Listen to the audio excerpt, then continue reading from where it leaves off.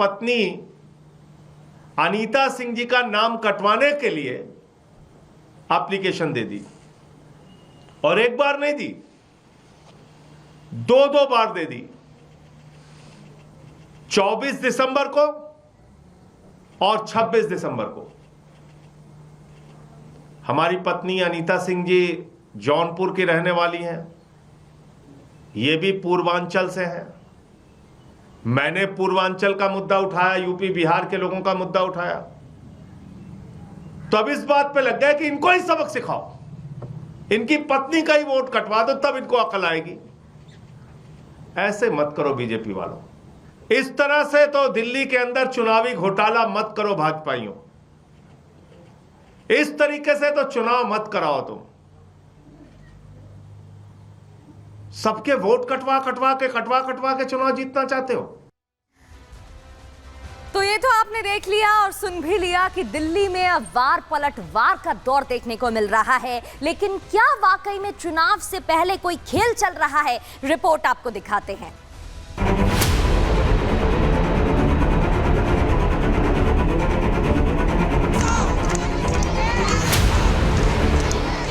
राजधानी दिल्ली का मौसम सर्द और सियासत गर्म है। आने वाले कुछ ही महीनों में चुनाव हैं, जिसके चलते फर्जी वोटर पर तनाव है। पक्ष और विपक्ष की बयानबाजी से ये तनाव और बढ़ता जा रहा है। बीजेपी जहां आम आदमी पार्टी पर फर्जी वोटर तैयार करने के दस्तावेज पेश कर रही है, वहीं आम आदमी पार्टी बीजेपी पर उनके वोट कटवाने का आरोप लगा रही है। दिल्ली पुलिस राजधानी में रोहिंग्या मुसलमानों की मौजूदगी की जांच कर रही है। इतना ही नहीं, बांग्लादेशी घुसपैठियों की शिनाख्त कर उनके खिलाफ एक्शन भी लिया जा रहा है। ऐसे में बीजेपी का दावा कि आम आदमी पार्टी इन्हीं रोहिंग्याओं के दम पर चुनाव जीतना चाहती है।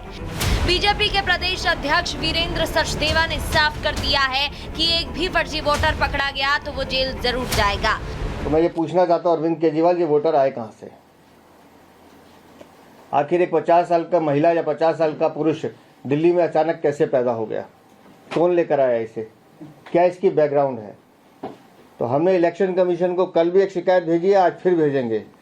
इलेक्शन कमीशन 24 तारीख से लगातार जो नए वोट बनाने के लिए एप्लीकेशंस आ रही हैं, ऐसी वोटों की जांच पड़ताल करे। जो लोग फर्जी वोट बनवाने का काम कर रहे हैं और जो अधिकारी उसमें संलिप्त हैं, उन सबके खिलाफ कानूनी कार्रवाई होनी चाहिए।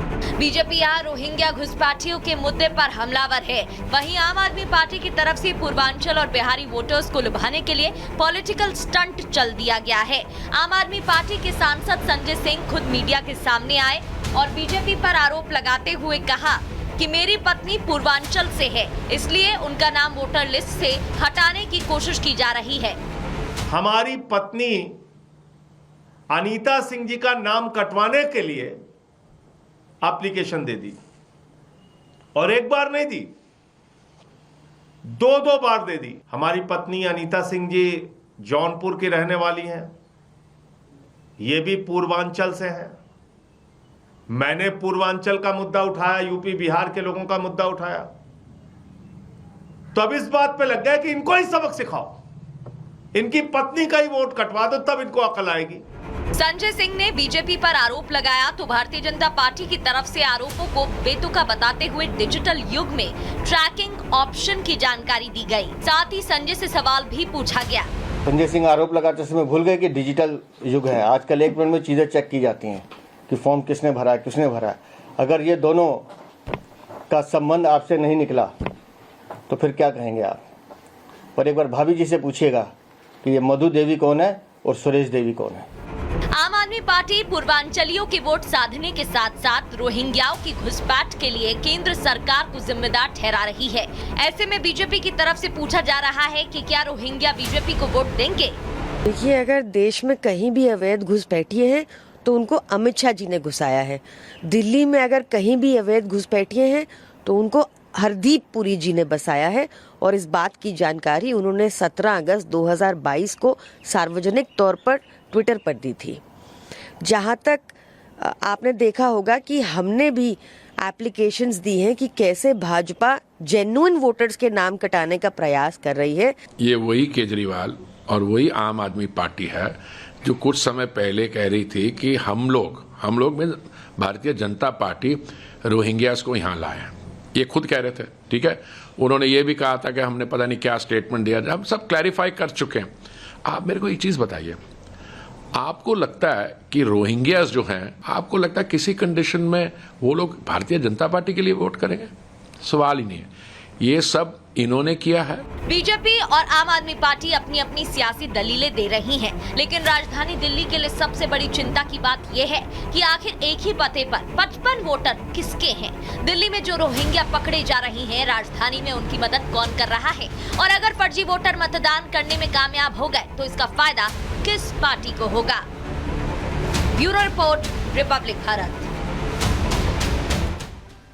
तो देखिए, चुनावी लड़ाई तो अब पूर्वांचल पर आ गई है, लेकिन अब आपको वो तस्वीरें भी दिखाते हैं जहां पुलिस की टीम पहुंची थी और एक्शन लेती नजर आई थी। ये पुलिस ड्राइव की तस्वीरें हैं जहां पुलिस कई इलाकों में पहुंचकर पूछताछ करती हुई नजर आई थी। तमाम घुसपैठियों को लेकर मुद्दे खड़े होते जा रहे हैं और इन मुद्दों को लेकर लगातार इनकी डिटेल्स मांगी गई, बेसिक डिटेल्स, आधार कार्ड चेक किए गए। दूसरी तस्वीर आप देख रहे हैं जहां 8 बांग्लादेशी पकड़े गए और आपको बता दें अवैध रूप से भारत में घुसे थे, जिसके बाद इनको पकड़ लिया गया है। लगातार पुलिस पूछताछ कर रही थी, आधार कार्ड चेक कर रही थी, पुलिस ड्राइव चल रही थी और पुलिस ड्राइव के दौरान ही इन्हें पकड़ लिया गया। इन 8 अवैध रूप से रह रहे घुसपैठियों को पकड़ा जाता है और उसकी तस्वीरें भी हम आपको टीवी स्क्रीन पर दिखा रहे थे। अब आपको पूरा मामला क्या है वो भी बताते हैं। दिल्ली पुलिस का एक्शन लगातार जारी रहा, वो तस्वीरें भी रिपब्लिक भारत पर आप लगातार देख रहे थे। दक्षिण पश्चिम दिल्ली में बड़ी सफलता हासिल हुई।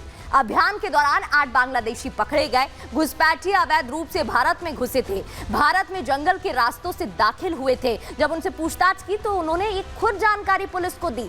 एक्सप्रेस ट्रेनों के जरिए दिल्ली तक पहुंच गए और पकड़े गए लोगों के वापस बांग्लादेश भेजने की जो तैयारी थी वो की गई और बांग्लादेश इनको भेजा गया। घुसपैठी अलग अलग जगह से यहाँ पर आए थे और मजदूरी कर रहे थे, अलग अलग जगहों पर पहुंचकर मजदूरी कर रहे थे, लेकिन पुलिस ने बड़ा एक्शन लिया और बड़ा एक्शन लेते हुए इनको पकड़ लिया गया, वापस भी भेज दिया गया।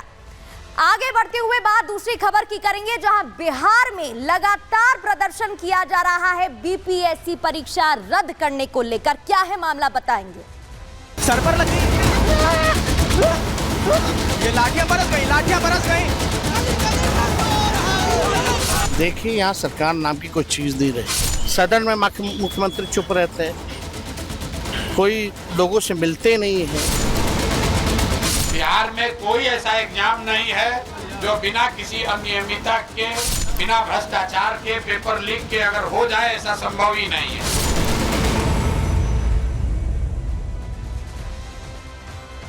और चलिए आगे बढ़ते हुए बात करेंगे परीक्षा पर मचे संग्राम की, जहां छात्र संसद या सियासी स्टंट, ये सवाल खड़ा हो रहा है क्योंकि बीपीएससी की प्री परीक्षा यानी कि प्रारंभिक परीक्षा रद्द करने की मांग लगातार अभ्यर्थियों की तरफ से की जा रही थी।